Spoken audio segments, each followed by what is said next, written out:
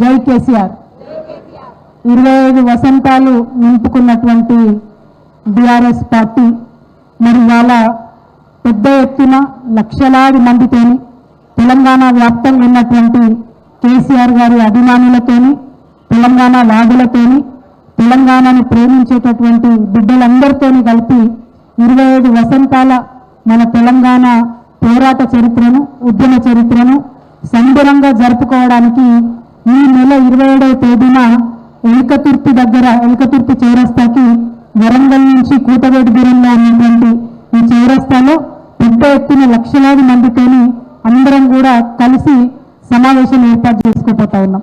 ఈ సమావేశం ఏర్పాటు చేయడంలో ప్రధాన ఉద్దేశం ప్రతి సంవత్సరం మేము మా వార్షికోత్సవం జరుపుకుంటాం, ప్లీనరీ జరుపుకుంటాం. కానీ రజతోత్సవాలను ఇంత భారీగా ఏర్పాటు చేసుకోవడంలో తెలంగాణ ప్రజల విజయాన్ని ప్రపంచానికి చాటాలనేటటువంటి ఉద్దేశం మాకున్నది. తెలంగాణ రాష్ట్రంలో అసలు అస్తిత్వం అనేటటువంటిదే అదృశ్యమైపోతున్నటువంటి పరిస్థితుల్లో తెలంగాణ వాళ్ళం, తెలంగాణ వాదులం, మాది తెలంగాణ, మేము తెలంగాణ వాళ్ళం అని మర్చిపోతున్నటువంటి సమయంలో 2001లో కేసీఆర్ గారు పిడికిలు బిగించి బయటకు వచ్చి ఇది మన తెలంగాణ భాష యాస, ఇది మన పాట, ఇది మన పండుగలు, ఇది మన సంబరాలు, ఇది మన తెలంగాణ తల్లి అని మొత్తం బిడ్డలందరికీ కూడా తెలంగాణ తల్లిని పరిచయం చేసి అందరిలో కూడా పోరాట స్ఫూర్తిని నేర్పినారు. అది నేర్పడానికి 14 సంవత్సరాల సమయం పట్టింది. ఎందుకంటే మనం తెలంగాణ ఉద్యమంలో మొదలుపెట్టినప్పుడు అనేక రకమైనటువంటి అనుమానాలు ఉండే. వాటన్నిటినీ ఒక్కొక్కటి కేసీఆర్ గారు పటాపంచలు చేసుకుంటూ పోయినారు. అన్నిటికన్నా ఎక్కువ అంతవరకు హ్యాపజాడ్గా జరుగుతున్నటువంటి ఉద్యమాలని 1969లో హింసతోని అంతమైనటువంటి ఉద్యమాన్ని తర్వాత పిడికెడు మంది ప్రొఫెసర్ జయశంకర్ సార్ లాంటి వాళ్ళు కాపాడుతూ వస్తున్నటువంటి ఉద్యమాన్ని కేసీఆర్ గారు మొత్తం ప్రజా బాహుళ్యానికి కూడా పరిచయం చేసినారు. మరి ఆనాడు వారు ఒకటే మాట చెప్పినారు, ఒక్క రక్తం చుక్క చిందకుండా రాజకీయ ప్రక్రియ ద్వారానే నేను తెలంగాణ రాష్ట్రాన్ని సాధిస్తాను, దానికోసమే ఇగో ఈ గులాబీ జెండా ఎగరేస్తున్నాం, రాజకీయ ప్రక్రియతోని అన్ని రాజకీయ పక్షాల మీద ఒత్తిడి తీసుకొచ్చి రాజ్యాంగ సవరణ జరిపించి తెలంగాణ రాష్ట్రాన్ని సాధిస్తామని కేసీఆర్ గారు చెప్పడం జరిగింది. వారు చెప్పినట్టుగా గెలుపొచ్చినా ఓటమి వచ్చినా ఇబ్బందులు వచ్చినా మన దగ్గర గెలిచినటువంటి 10 మంది ఎమ్మెల్యేలను కాంగ్రెస్ పార్టీ కర్కశంగా పీక్కొని పోయినా అనేక రకాలైనటువంటి అభాండాలు కేసీఆర్ గారి మీద వేసినా కొన్ని లక్షల తిట్లు కేసీఆర్ గారిని తిట్టినా వారి మొత్తం మీడియా యంత్రాంగాన్ని అంతా కూడా టీఆర్ఎస్ పార్టీ మీద ప్రయోగించి మనల్ని ఇబ్బంది పెట్టాలని చూసినా అన్నీ కూడా కేవలం తన గుండె ధైర్యంతోని, తన పట్టుదలతోని, తన చాకచక్యంతోని, తన వ్యూహ చతురతతోని కేసీఆర్ గారు మరి బీఆర్ఎస్ పార్టీని, తెలంగాణ ఉద్యమాన్ని, తెలంగాణ ప్రజల యొక్క ఆకాంక్షలను కాపాడుకుంటూ వచ్చిండ్రు. ఇవాళ 25 వసంతాల పండుగ చేసుకుంటున్నామంటే ఇవన్నీ కూడా గుర్తు తెచ్చుకోవాలి. ఉట్టిగానే రాలేదు, టైంపాస్కి రాలేదు, అక్కడిక్కడ జెండాలు ఎగిరేసి తమాషాలు చేస్తే రాలేదు. కేసీఆర్ గారు తన మేధస్సును కరిగిస్తే తన గుండెతోని ఆలోచన చేసి దూరదృష్టితోని వచ్చేటటువంటి ఆపదలను పసిగట్టి రాజకీయంగా వాళ్ళు వేసేటటువంటి ఎత్తుగడలన్నీ కూడా ప్రజలకు ఎప్పటికప్పుడు వివరించుకుంటూ ప్రజల్ని దగ్గరికి తీసుకొని అవసరమైన ప్రతి సందర్భంలో రాజీనామా చేస్తూ మళ్ళీ ప్రజల దగ్గరికి వెళ్తూ ఎప్పటికప్పుడు తెలంగాణ అంశాన్ని చర్చలో ఉంచిండ్రు. అది చేసినటువంటి పార్టీ, తెలంగాణ వాదాన్ని ప్రజల్లో నిలబెట్టినటువంటి పార్టీ ఈ బీఆర్ఎస్ పార్టీ. అందుకోసమే ఇవాళ 25 వసంతాల పండుగను సంబరంగా చేసుకోవాలి. ఆనాడు కేసీఆర్ గారు పార్టీ పెట్టినప్పుడు, ఆనాడు కేసీఆర్ గారు ఉద్యమం కోసం ముందుకు పోయినప్పుడు పుట్టినటువంటి పిల్లలంతా కూడా ఇప్పుడు పుట్టి ఓటు హక్కు సాధించుకున్నటువంటి విషయం మీ అందరికీ తెలుసు. వారే తెలంగాణ భవిష్యత్తు. మనం ఒక మాట చెప్తాం, చరిత్ర తెలిసినోడే భవిష్యత్తు నిర్మించుకోగలుగుతాడని. ఇవాళ ఈ సంబరం జరిగేది తెలంగాణ నవ యువకుల కోసం. వారికి మన పోరాట పటిమను, పోరాట చరిత్రను తెలియజేయడం కోసం ఈ సంబరం జరుగుతూ ఉన్నది. అందుకే పెద్ద ఎత్తున జరుగుతున్నటువంటి ఈ సంబరానికి తెలంగాణ యువత అంతా కూడా కదిలి రావాలని చెప్పి ఈ వరంగల్ గడ్డ నుంచి మేము పిలుపునిస్తా ఉన్నాం. వరంగల్ గడ్డ అంటే నిజంగా ఎంత పవిత్రమైనటువంటి భూమి అంటే ఇక్కడ ఉద్యమ సందర్భంలో మనం ఆనాడు భారీ సభ పెడితే ఎంతో మంది నేషనల్ స్థాయిలో ఉండేటటువంటి నాయకులు వచ్చి తెలంగాణ ఉద్యమానికి మద్దతు ఇచ్చిండ్రు.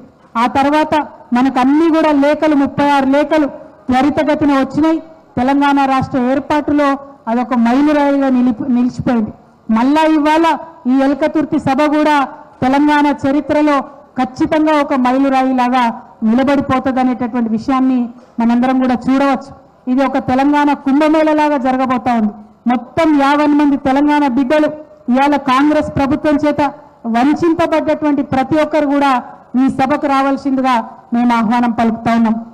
మా ఆడబిడ్డలకు కాంగ్రెస్ పార్టీ 2500 ఇస్తామని మోసం చేసింది. తులం బంగారం ఇస్తామని మోసం చేసింది.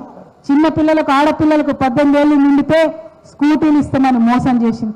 ఆ మోసపోయినటువంటి బిడ్డలందరూ కూడా ఈ సభకు మీరు ఆశీర్వాదం ఇచ్చి మీ అన్నదమ్ముల్ని పంపాలా, మీరు కూడా రావాలని చెప్పి మీకు ఆహ్వానం పలుకుతా ఉన్నాం. రైతన్నలు గుండెల మీద చెయ్యేసుకొని నిద్రపోయేటటువంటి పరిస్థితి కేసీఆర్ గారు సృష్టించారు.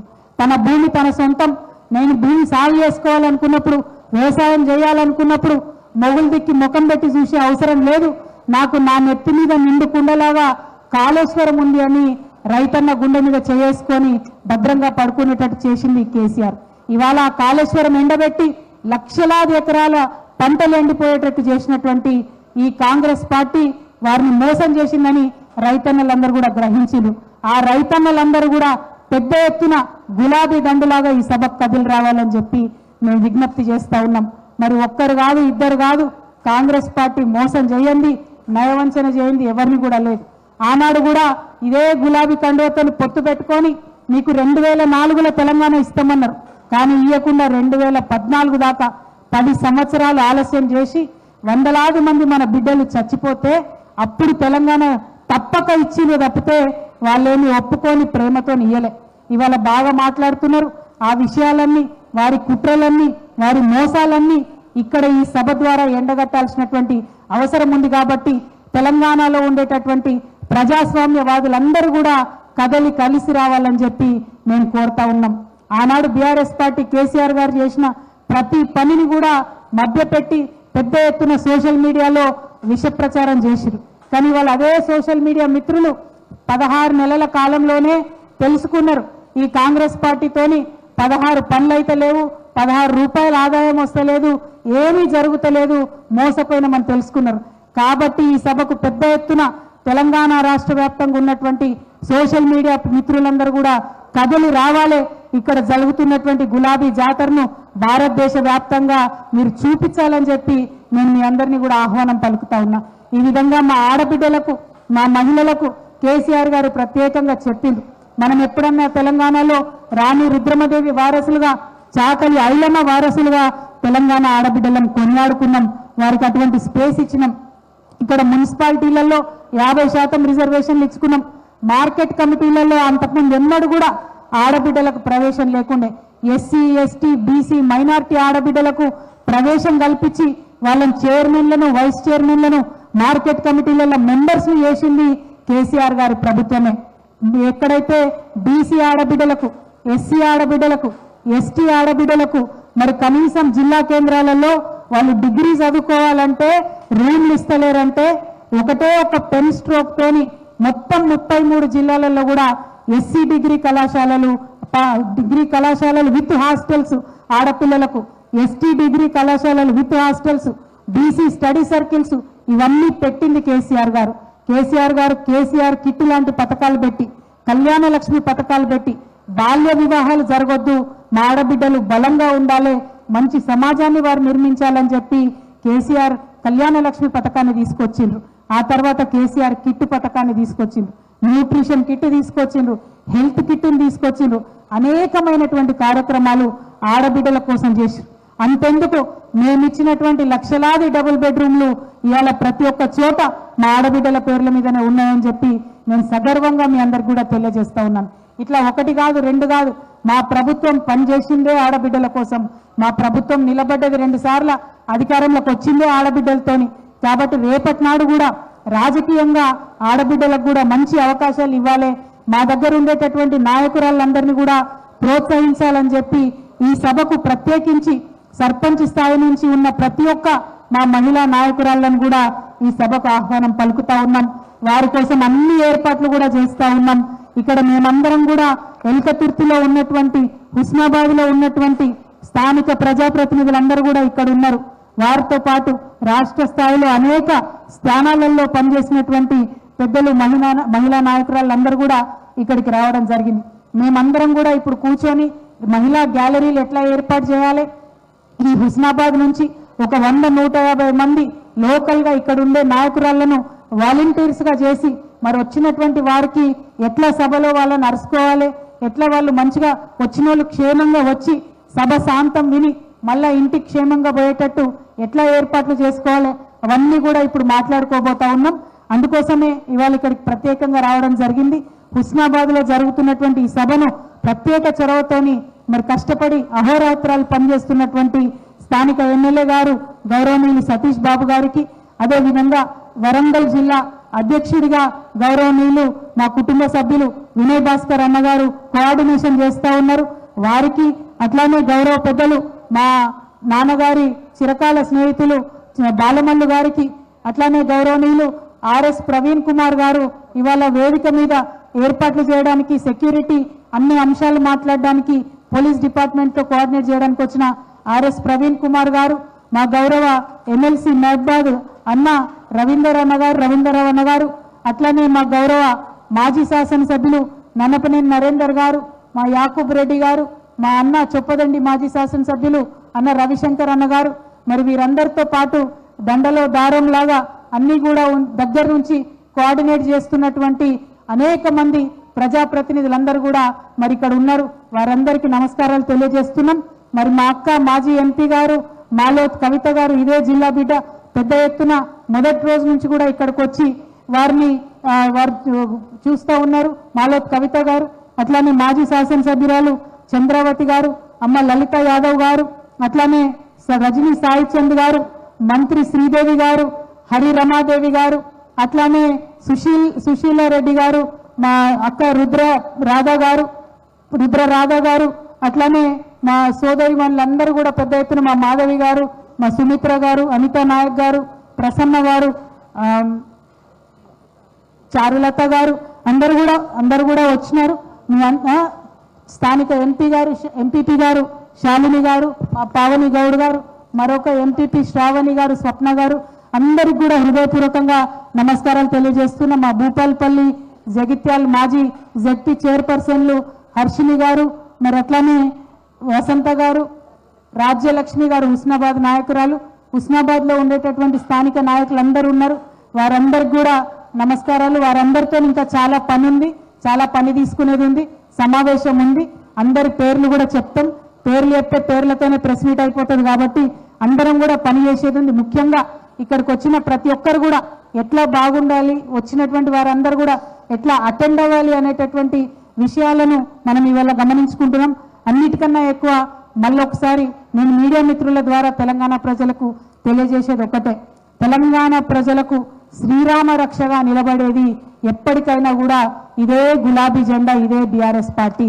కేసీఆర్ గారికి తెలంగాణ ప్రజలంటే కన్న బిడ్డలు అన్న భావన ఉంటుంది తప్పితే ప్రజలు ఓటర్లు అన్న భావన ఉండదు.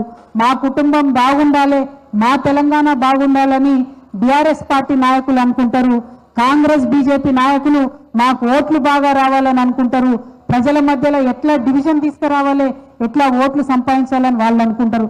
ఇవాళ అవాకులు చెవాకులు చాలా మంది పేరుతా ఉన్నారు, పన్నులు కిలుచుకొని మాట్లాడుతున్నారు. మీరు టీఆర్ఎస్ఆ, మీరు బీఆర్ఎస్ఆ, దేనికి రజతోత్సవం చేసుకుంటున్నారు అని వెకిలి మాటలు మాట్లాడుతున్నారు. కాంగ్రెస్ పార్టీ నాయకులారా ఖబర్దార్, నేను చెప్తా ఉన్నా, తెలంగాణ ప్రజలకు మీ నైజమేందో తెలిసిపోయింది. 16 నెలలనే మీ మోసమేందో తెలిసిపోయింది. మీరు ఏమీ కూడా పని చేయలేరు. ప్రజలకు పనికొచ్చేటటువంటి ఒక చిన్న కార్యక్రమం కూడా చేపట్టలేనటువంటి చేతగాని ప్రభుత్వం మీది అని చెప్పి 16 నెలల్లో తెలిసిపోయింది. మాది టీఆర్ఎస్ పార్టీగా ప్రజల మన్నన పొంది ప్రజల ముందుకు వచ్చినాం. మేము జాతీయ స్థాయిలో మమ్మల్ని, మా కేసీఆర్ గారిని ఆదర్శంగా తీసుకొని ప్రధానమంత్రి గారు కార్యక్రమాలు రూపొందించే స్థాయికి మా పార్టీ ఎదిగింది తెలంగాణ ప్రజల ఆశీర్వాదం వల్ల. అందుకే భారతదేశానికి కూడా సేవలు అందించాలని మేము బీఆర్ఎస్ గా రూపాంతరం చెందినాం. పరిమితి చెందడం అన్నటువంటిది ప్రకృతి ధర్మం. టీఆర్ఎస్ బీఆర్ఎస్ గా మారింది అని అంటే అది న్యాచురల్ ఎవల్యూషన్, ప్రజలు కోరుకున్నటువంటి రెవల్యూషన్. మీరు మాత్రం అవాకులు చెవాకులు మాట్లాడి పిచ్చి పిచ్చి మాటలు మాట్లాడితే మా సభలో పన్నీలు బఠానీలు అమ్ముకునేటోళ్ళంత మంది ఉండరు. మీరు కూడా మా మీద మాట్లాడితే చూస్తూ గులాబీ సైనికులు ఎవరు కూడా ఊరుకోరనే విషయాన్ని మీకు తెలియజేస్తూ ఒళ్ళు దగ్గర పెట్టుకొని మాట్లాడండి.